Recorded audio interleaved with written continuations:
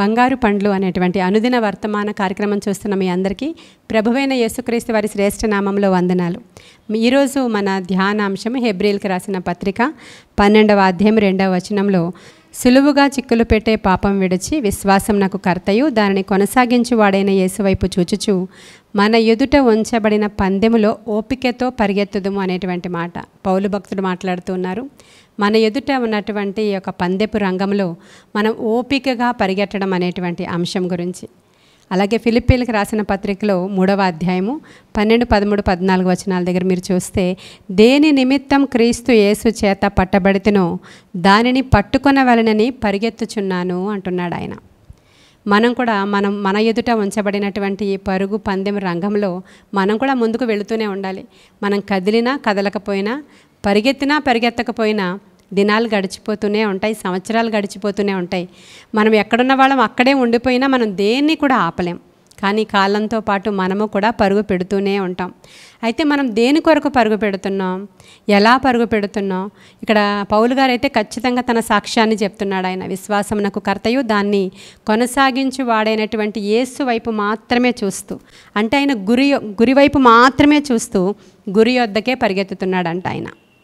ఆయనకి గురి, గమ్యం, లక్ష్యం ఆయనకి తెలుసు. మరి మనకు తెలుసా మనం ఎక్కడికి వెళుతున్నామో, మనం ఎందుకు పరిగెత్తుతున్నామో, మన గురి ఏంటో, మన గమ్యం ఏంటో, మన లక్ష్యం ఏంటో మనకి తెలిసి మనం ఎందుకు పరిగెత్తుచున్నామో తెలుసుకొని పరిగెత్తాలి. ప్రియమైన దేవుని బిడ్డలారా, మనం పరిగెత్తుచు ఉన్నప్పుడు సులువుగా చిక్కులు పెట్టేటువంటి కొన్ని పాపాలు ఉన్నాయి. వాటిని విడిచిపెట్టి పరిగెత్తాలి అని చెప్తున్నాడు ఆయన.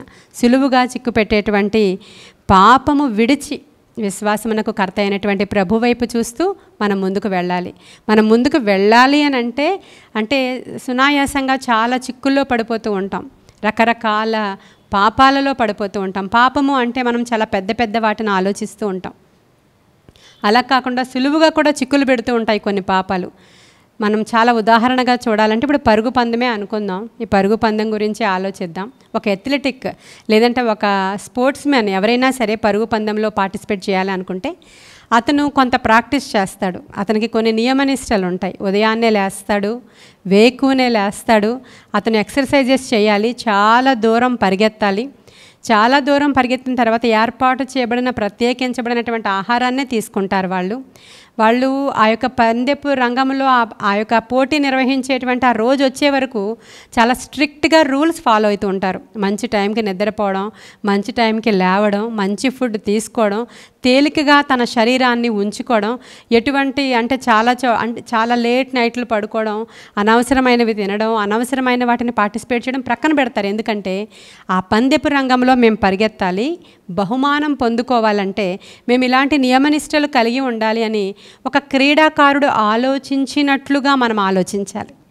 ఎందుకంటే మనం కూడా ఈ రంగంలో ఉన్నాము. మనం పరిగెత్తుతున్నప్పుడు అలా గనక క్రీడాకారుడు ఆలోచించకుండా అతని ఇష్టం వచ్చినట్లుగా ఆహారం తిని ఇంకా రేపు పొద్దున రన్నింగ్ రేస్కి వెళతాడు అనగా ఈరోజు అంతా శుభ్రంగా తిండి తిని, బిర్యానీ తిని చాలా లావుగా అయిపోయి ప్రతిరోజు కూడా ఫుడ్ రిస్ట్రిక్షన్స్ ఏమీ లేకుండా, బాడీకి ఎక్సర్సైజెస్ లేకుండా అతను ఎలా పడితే అలా ప్రవర్తించాడు అనుకోండి, ఆ పందెపు రంగానికి అతను పనికిరాడు. ఎలాగునో మనము కూడా సులువుగా చిక్కులు పెట్టే పాపాలు అవే. మనము ఏ విధంగా ప్రవర్తిస్తున్నామో, ఏ విధముగా మనము మన యొక్క శరీరాన్ని దేవుని కొరకు సిద్ధపరుచుకుంటున్నాము, అన్నిటిల్లో మితంగా ఉన్నామా లేదంటే అన్ని విషయాలలో మనం పడిపోతున్నామా? మన కళ్ళు ఎలా ఉన్నాయి, మన నోరు ఎలా ఉంది, మన శరీరం ఎలా ఉంది, మనం కరెక్ట్గానే వెళుతున్నామా? మన ప్రవర్తన అంతటి యందు కూడా ప్రభు అధికారానికి ఒప్పుకునే వెళుతున్నామా? సులువుగా చిక్కులు పెట్టే ఆ యొక్క తిండిబోతుతనము, నిద్రబోతుతనము, త్రాగుబోతుతనము, మత్తు, జోదము, ఇటువంటివన్నీ కూడా సులువుగా చిక్కులు పెట్టేటువంటి పాపాలు. అవి పెద్దవి కావు అనిపిస్తాయి. తిండిబోతుతనం పెద్ద పాపమే. పెద్ద పాపం కాదనిపిస్తుంది. నిద్రబోతుతనము పెద్ద పాపమే.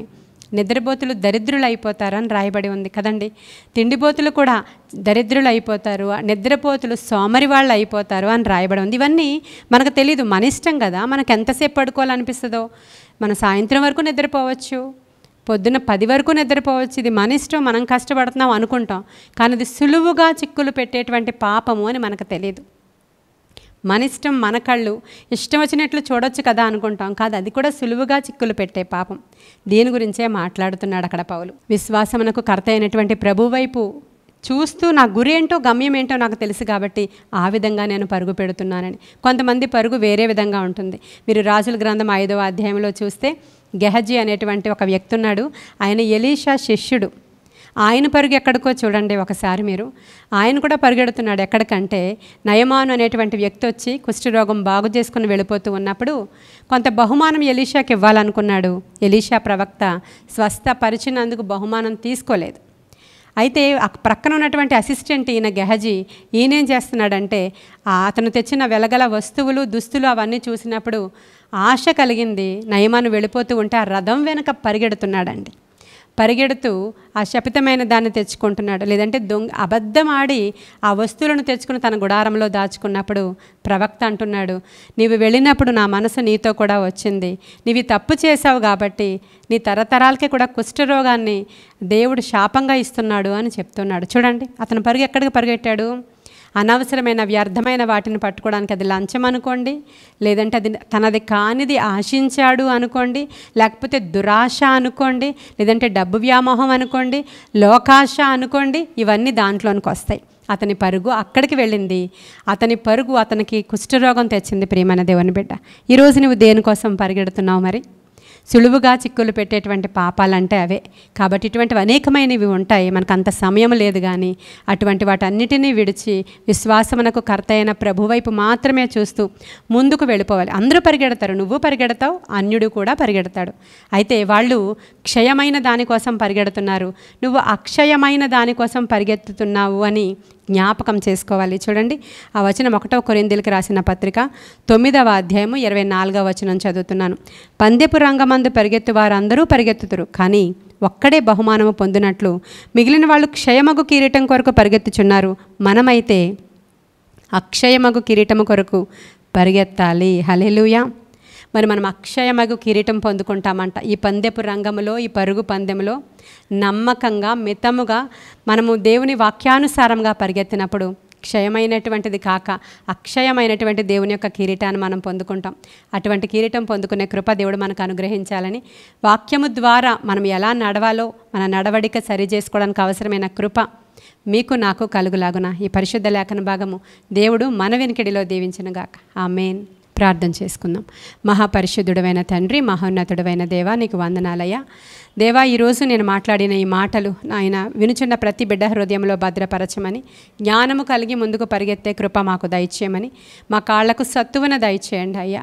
మా జీవితాలలో నాయన నీ ఆత్మ కార్యాలు జరిగించండి.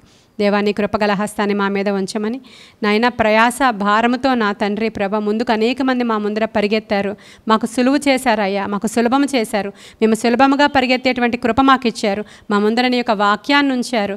దేవా, దీన్ని పట్టుకుని మేము ముందుకు వెళుతూ ఉండగా మాకు గైడ్ చేయండి, మమ్మల్ని బ్లెస్ చేయండి. దేవా, ముందుకు వెళుతుండగా ఆత్మశక్తితో నింపండి. ప్రోత్సహించినందుకు వందనాలు. ఆత్మకార్యాలు జరిగించమని నాయన, ఎవరైనా పడిపోయి ఉంటే మరలా తిరిగి లేపి నిలవబెట్టి ముందుకు వెళ్ళే కృప వారికి దయచేయమని, నజరేయుడైన యేసయ్య నామములో ఈ దిన దీవెనలతో నింపమని అడిగి వేడుకొనుచున్నాము తండ్రి. ఆమేన్, ఆమేన్, ఆమేన్. God bless you.